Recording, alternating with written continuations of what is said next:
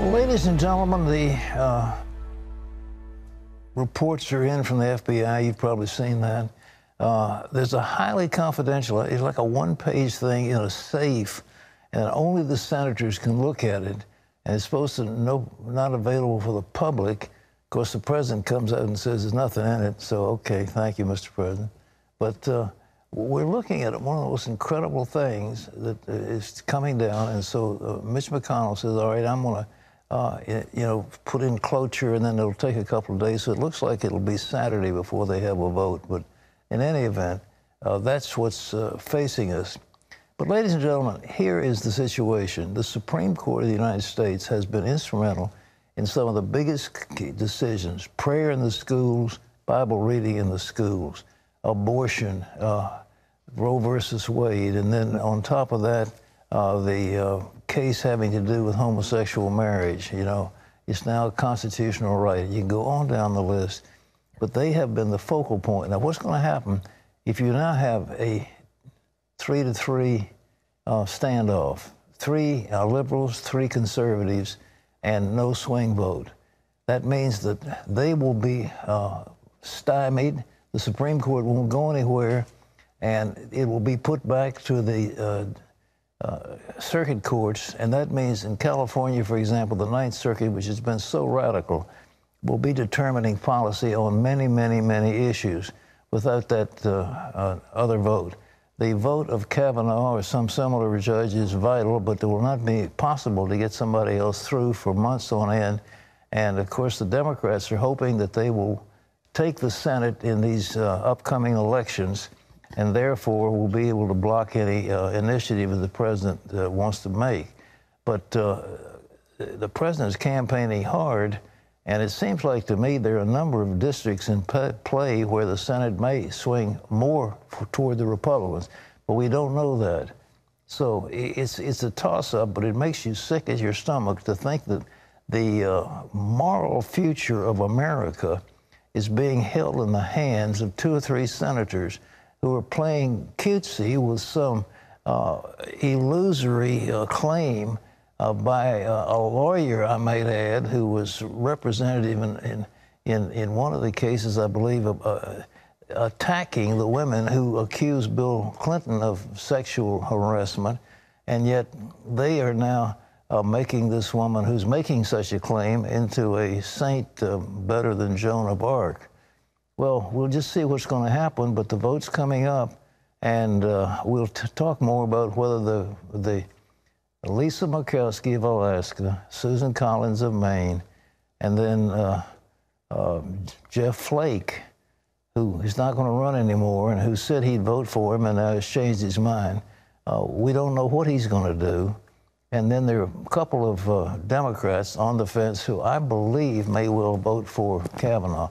But Mitch McConnell is a master of bringing the Senate along, and he knows what to do, and the vote will be scheduled, I suspect, on Saturday. It looks like. Well, the big question is those 5 key Senate votes. Those swing senators come from both parties, and they could decide whether or not Kavanaugh makes it to the Supreme Court. CBN's Jenna Browder brings us the story on the confirmation battle. The countdown to the crucial vote is on as senators review the FBI's report and determine whether or not Judge Brett Kavanaugh will sit on the Supreme Court. I'm filing cloture on Judge Kavanaugh's nomination. The announcement coming late Wednesday night from Senate Majority Leader Mitch McConnell. The FBI report is being closely guarded, each senator given 1 hour to review it in a secure room. Democrats are complaining loudly that the FBI didn't interview Kavanaugh's accuser, Dr. Christine Blasey Ford. But the White House reportedly doesn't believe the FBI probe supports the sexual misconduct claims against Kavanaugh. Any response to the president's comment? Meantime, tension mounts on Capitol Hill, where police have stepped up security and are now escorting some lawmakers because many senators, especially Republicans, have been concerned about protesters. You guys really do invade my comfort zone? It's intense. On Wednesday, they arrested a Democratic intern accused of posting the personal information, home addresses, and phone numbers of 3 Republican senators. The decision to confirm Judge Kavanaugh comes down to a handful of senators who could vote either way. Republicans Lisa Murkowski, Susan Collins, and Jeff Flake, and Democrats Joe Manchin and Heidi Heitkamp. All condemned the president's comments he made about Dr. Ford's testimony against Kavanaugh at a rally in Mississippi Tuesday night. How did you get home? I don't remember. How'd you get there? I don't remember. Where is the place? I don't remember. The president's comments were just plain wrong. To discuss something this sensitive at a political rally is just it's just not right. It's just not right. I wish he hadn't have done it. I just say it's kind of appalling. Even the president's close ally, Senator Lindsey Graham, said he would tell him to knock it off, though he was quick to defend Kavanaugh. I don't like what the president said last night. I'm the first person to say, I want to hear from Dr. Ford. I thought she was handled respectfully. I thought Kavanaugh was treated like crap. Yeah, well, boo yourself. But the president's comments may not have any impact on the swing senators' votes. The upcoming midterms play a big role for Manchin and Heitkamp. They're facing tough re-election battles, and voters in their states support Kavanaugh. The two swing Democrats may wait to see which way the three moderate Republicans go.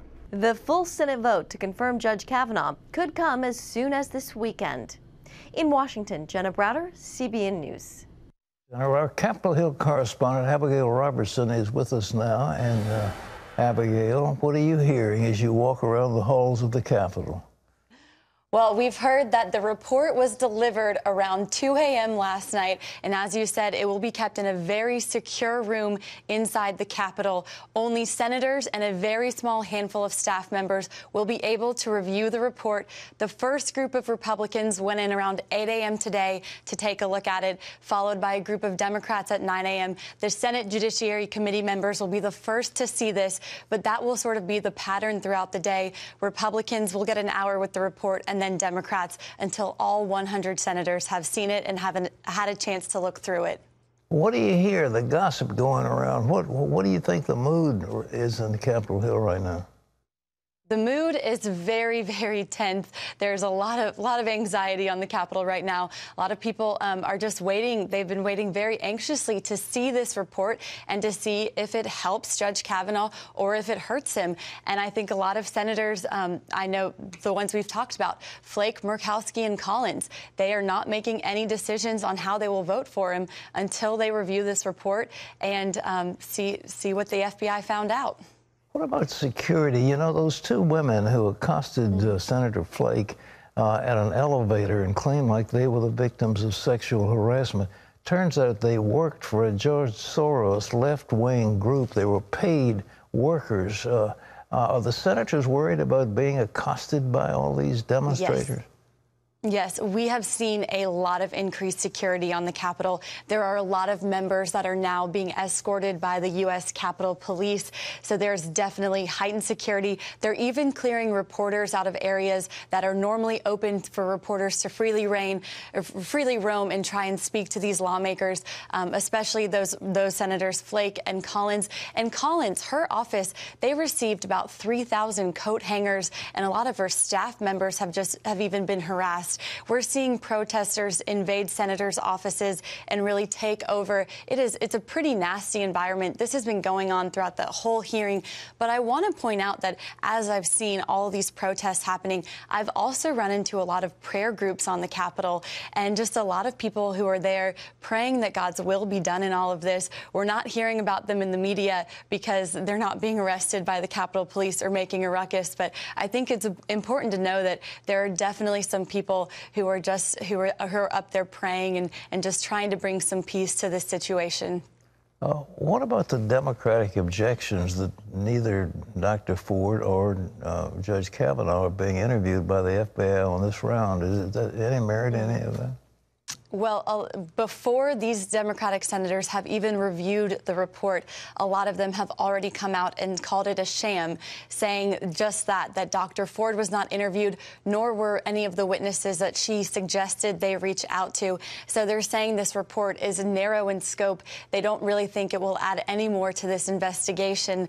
And we're also seeing that they're not blaming the FBI for this. They're blaming the White House and Republicans, saying that it was the White House and Republican senators that called the shots for who the FBI reached out to. So they're not criticizing the FBI, but they're saying just what the FBI was told to do was very narrow and will not really produce a lot more information. Senator Grassley, Chuck Grassley, has sent a message saying, look, the Constitution gives the Senate the right for advice and counsel, not the Washington Post. And yet certain of the health reports of Dr. Ford have been given to the Washington Post, but they refuse to give them to the Senate. Do you have anything on that? Yes, well, we know Dr. Ford, she took her polygraph test, and she had a lot of other documents that she was giving to the media, but she was not sharing with the Judiciary Committee. And her lawyer said that she would share those documents with the FBI if they reached out to her for an interview. But because they did not, they're not willing to give those up to they're not willing to give those and turn those over to the Judiciary Committee. They were only going to do so if the FBI reached out and requested them. Well, that's outrageous to start with. Well, what do you think? You got an estimate of whether Republicans can carry it off? I think we're going to know a lot more later today once we hear from those swing senators on what they think of the report. But we are seeing people like Senator Manchin in Hyde Camp. They're making comments like they might be in favor of voting for Judge Kavanaugh, depending on what is in this report. And yeah, I think we'll know a lot more in a couple of hours. Well, Abigail, you're doing a great job. Thank you very much. It's so interesting to me. How did those protesters get into Senate hearings? Well, there's no security up there. There's one guard at the gate, and once you're through, I mean... In today's world, that's kind of shocking, isn't it? Well, it is shocking, but they don't have security. Supreme Court justices don't have security. They just aren't there. But the fact that those two women who accosted Senator Flake and were instrumental in changing, at least getting a delay, were both paid workers from George Soros, who is anti-everything that America stands for. And, you know, that these people were paid workers, and they become like these heroines. And the amazing thing is that there has been no clear cross-examination of Dr. Ford. And her former boyfriend said she was practicing on how to beat a lie detector test. I mean, practicing it. And then she gives you this stuff about, well, I'm scared to fly, and yet when she calls the Baltimore Airport BWI, you know good and well you're talking about a seasoned traveler, and she was scared of being in small places, but all that's, it was just a lie. It was a series of lies. And, but if anybody calls her into question about that, they're somehow racist, homophobic, they're a white privileged monster or whatever. It's just a travesty that if a woman makes an accusation against a man, the woman's accusation must be believed, regardless of who the man is or what the circumstances are. And that's absurd. It goes in the face of all of our concept of jurisprudence. But the senator from Hawaii thinks that's true. Well, he's a white male, and therefore he should not be believed about anything. It's unbelievable. Well, in other news, there's something really unbelievable. It's a new surgical procedure that can help prevent strokes and possibly save lives. And so far, it's been a blessing for one evangelical Christian leader. This is an amazing report. John. That's right, Pat, and that Christian evangelical leader is none other than Liberty University President Jerry Falwell, Jr., who revealed Wednesday that he recently underwent a new and very rare type of surgery to repair a hole in his heart. CBN's David Brody spoke with Falwell and has the story. It started out as a normal classroom lecture at Liberty. I'll come out and we'll do this and work on it together. Two doctors discussing a groundbreaking procedure called Noble Stitch, where holes in a patient's heart can be literally stitched together using a long suture catheter that enters through the groin area. The procedure, recently approved by the FDA, has been performed on less than 150 people. It includes one very notable patient. President Falwell, you want to join us? Falwell's condition made him a perfect candidate for the surgery, a migraine sufferer who had 2 small strokes with no clear cause. He mentioned it all to Dr. Ben Carson, who spoke at Liberty's medical school graduation back in May. The good doctor recommended the trend-setting procedure. If Ben Carson hadn't come to speak here, I never would have found the problem. And he said, I was very fortunate I hadn't had a major stroke. Falwell and Dr. Jim Thompson, the only man in America who currently does this type of surgery, sat down with CBN News. Falwell told about the support he received last month from a high-profile friend. I'd called the president the night before the procedure, 11:30 at night. He answered his phone and told him about it. He called me a week later, 11:30 at night. Said, Jerry, I need you. You got to take care of yourself. How'd it go? And he said, now, Ben Carson told you about this? I said, yeah. He said, well, then I get credit, right? I said, yes. I said, this is my reward for supporting you. Falwell is lucky to be alive. While we're all born with a hole in our heart, most openings eventually close on their own. For roughly 1 in 4 people, however, it never heals completely. Dr. Thompson calls it a potentially serious condition. Anybody who has a stroke with an unidentifiable cause, who has a hole in their heart, should have their hole closed. Dr. Thompson, technically, if nothing was done here, he's at a very high risk for dying of some sort of major stroke. Or just as bad, having a massive stroke and losing the function of his speech, of sight, of a side of his body. What makes Noble Stitch unique is the absence of metal in your heart. Some patients get clots from the umbrella-like structures or can be allergic to nickel. Its inventor, Professor Tony Nobles, came up with the sewing idea at Disneyland Paris. And I came up with the idea looking at the Euro version of the Indiana Jones ride where there were 2 loop-de-loops. Oh, there's the suture, and I saw it, and in my mind I went, okay, that's it. Invented it, and then the rest is history. What's life been like since? No more migraines. I was back in the gym a week later. I'm back to normal. Not to make it an Oprah situation, but when you got introduced on stage earlier, there was a hug there. I mean, in other words, this is a man that really came to your aid. He really did, and he and I are close to the same age. We like the same kind of music. We 70s rock. 70s rock, yes. So we played that when I was on the operating table. I was wide awake. I could feel the device coming up through my chest, and asked for a little more sedation. Well, you like 70s rock, but not Stairway to Heaven quite yet, right? Pink Floyd, Creedence Clearwater Revival. Falwell can thank Noble Stitch for a revival right here on Earth. David Brody, CBN News, Lynchburg, Virginia. Great report, David. Pat, it is amazing to think that this technology was conceived or inspired on a Disney ride. It cannot, you couldn't make that up in fiction. It's just extraordinary. Well, we congratulate Jerry Falwell Jr. for that. But to think that people have strokes, strokes are horrible. They really do bad things to you. I had one. And again, I don't think I've got any holes in my heart, but you have one, and you have these various things going on in your heart. It doesn't take but a little teeny blood clot to run to the wrong side of a vein, and then blocks off the flow of blood, and then those nerve cells begin to die. And it's very serious. But imagine that he's on a ride in Disney and sees a double loop. And that's how he sized it off. Well, that's great. Anyhow, that's the way medicine works, a little bit at a time. John, what else you got?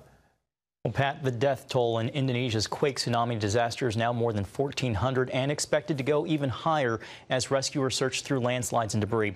With some 200,000 people needing urgent help, CBN's Operation Blessing teams in Indonesia are among the first to bring that help. Lucille Toulousan brings us that story.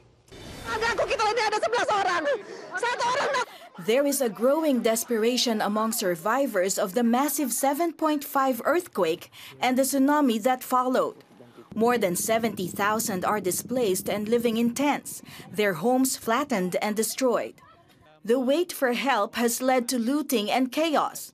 Clean water, food, and medical help, among others, are badly needed. Despite difficulties in logistics, Indonesia's Operation Blessing managed to bring aid to survivors in Palu. They brought in boxes of food, medicine, and gave medical help to the sick and injured. This mother is relieved that an Operation Blessing doctor can dress the stitched forehead of her son before it gets infected. This lady's wounded leg is finally being treated after she sprained it while running from falling debris. The team also reached Sigi Biromaru district, where the quake leveled a church, killing more than 30 youngsters having Bible study. There are still many worse-hit areas isolated due to damaged roads and landslides. Operation Blessing teams are pushing to reach more survivors in these areas in the coming weeks and bring them much-needed help, and to let them know that there are people who care about them. Lucille Talusan, CBN News. Thanks, Lucille. Pat, the devastation there is just incomprehensible. You know, that great earthquake and tsunami that took place, I think, on Christmas Day that was so tragic. We had a ship with supplies to Banda Aceh almost within days of that. And we were the first on the scene to help those people, and we stayed there helping. And Operation Blessing has been out there helping people in Indonesia. This is the Ring of Fire, and it just looks like there's going to be tragedy coming. And when there is tragedy, we want to be there, because the tragedy is going to not only be in Indonesia, but it's also going to be in the U.S. of A. It'll be in Oregon, it'll be California. These tectonic plates, they're there, the earth shifts, and that's just the way it's been made. And the tragedy is terrible, and the loss of life in Indonesia. But Operation Blessing, again, the address is very simple.